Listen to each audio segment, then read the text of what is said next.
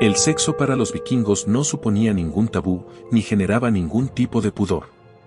Sin embargo, con la llegada del cristianismo, todo lo que tenía que ver con la sexualidad cambió de forma radical.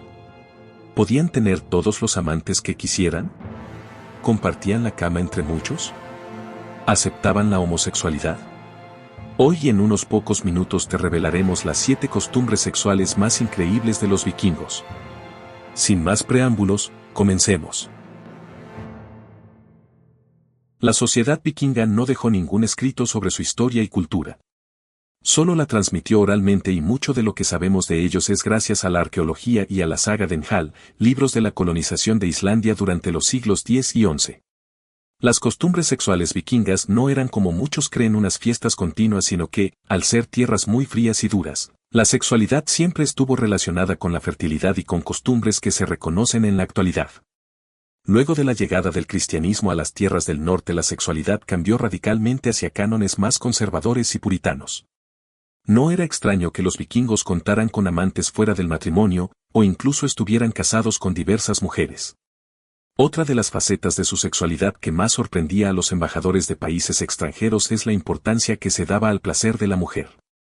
Una idea que todavía hoy levanta encendidos debates políticos y que los sectores más tradicionales ven como algo pecaminoso era una idea superada hace 1000 años por los vikingos. Los hombres podían tener varias mujeres bajo su techo y estaba oficialmente permitidas estas relaciones. La mayoría eran esclavas, aunque podía haber mujeres libres en el harem.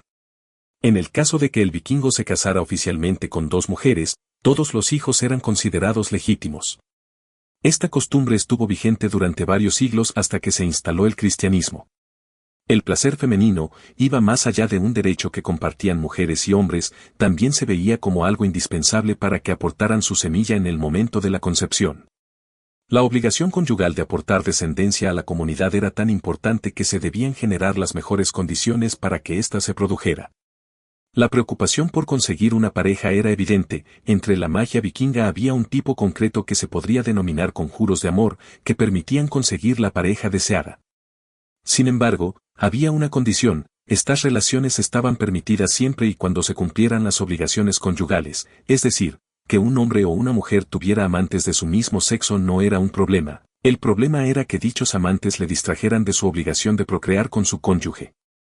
Pero mientras que las relaciones entre mujeres estaban aceptadas, había un matiz cuando se trataba de hombres: el hecho de ser la parte pasiva era considerado un deshonor, puesto que se suponía que un hombre que se sometía a otro en la cama también se sometería en otros asuntos y, por lo tanto, era visto como débil. Por ese motivo los matrimonios sí debían ser heterosexuales, puesto que el objetivo del mismo era dejar descendientes.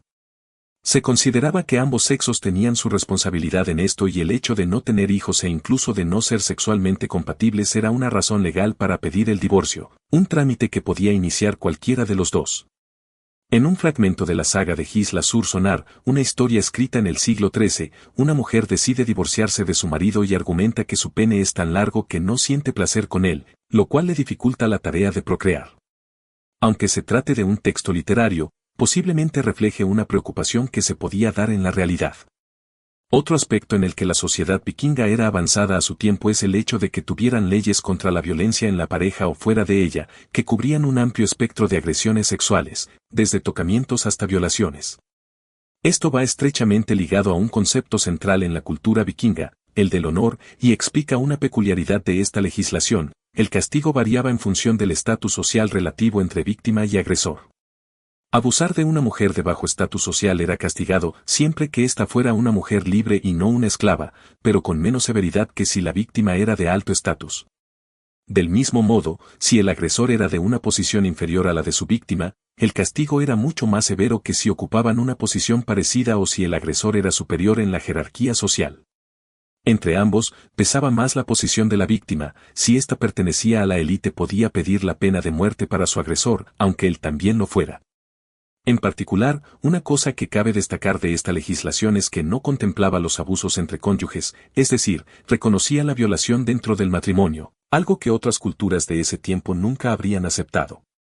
Es más, parece que esta se consideraba una forma especialmente grave de violencia sexual ya que se había atacado el honor de la esposa, que debería ser el primero a respetar ya que, dentro de casa, La mujer era quien mandaba. Si un hombre quebrantaba esa norma social, sería perfectamente capaz de quebrantar otras y, por lo tanto, merecía un castigo. Muy distinta era la situación de las esclavas, que eran vistas como propiedades y su comprador podía tratarlas como tales, incluso bajo el mismo techo de sus esposas y concubinas. También existían esclavos sexuales de sexo masculino de los cuales sus amos abusaban, puesto que, como se ha dicho anteriormente, para un hombre libre era motivo de humillación ser la parte pasiva. Debido a la importancia del estatus en la sociedad vikinga, los hombres de bajo rango a menudo se enrolaban en expediciones de saqueo para poder obtener esclavas o esclavos, ya que tenían pocas posibilidades de aspirar a un matrimonio. Con la cristianización de estos grupos en la Edad Media, todo esto terminó. Es cierto que en la mayoría de casos fue abolida la esclavitud, lo que puede considerarse positivo, pero los derechos de las mujeres, por ejemplo, fueron derogados y la sexualidad se sumió en la oscuridad y la represión durante varios siglos. Como podemos comprobar, la libertad sexual en el mundo vikingo era muy amplia, pero esta fue cambiando en la misma medida que el papel de la Iglesia se introduce en ella, produciendo unas restricciones parecidas al resto de la Europa cristiana. Las costumbres sexuales de los vikingos nos ofrecen una fascinante ventana hacia el pasado, revelando una sociedad que, si bien era diferente en muchos aspectos a la nuestra, compartía algunas preocupaciones y valores fundamentales. A través de la exploración de su sexualidad, podemos apreciar la complejidad y diversidad de la experiencia humana a lo largo de la historia. A medida que los vikingos se encontraban con nuevas influencias culturales, como el cristianismo, su visión de la sexualidad cambió, reflejando las tensiones y transformaciones de su tiempo. Sin embargo, las huellas de sus prácticas sexuales perduran en nuestra comprensión moderna de la sexualidad y en nuestra propia exploración de identidad y género. Al estudiar las costumbres sexuales de los vikingos, no solo ampliamos nuestro conocimiento sobre el pasado, sino que también nos desafiamos a reflexionar sobre nuestras propias actitudes hacia el sexo y la intimidad. Nos invita a considerar cómo nuestras propias creencias y valores pueden estar influenciadas por la cultura y la historia, y cómo podemos aprender de las experiencias de aquellos que vinieron antes que nosotros. En última instancia, al explorar las prácticas sexuales de los vikingos, no solo estamos buscando comprender su mundo, sino también el nuestro. Nos recordamos a nosotros mismos que la sexualidad es un aspecto fundamental de la experiencia humana que ha sido moldeada por una variedad de fuerzas a lo largo del tiempo. Y al hacerlo, nos acercamos un poco más a comprender lo que significa ser verdaderamente humanos. Así llegamos al final de este impactante relato histórico. Por si estás interesado en profundizar aún más en la homosexualidad en los tiempos de los vikingos, por acá arriba te dejamos un video completo.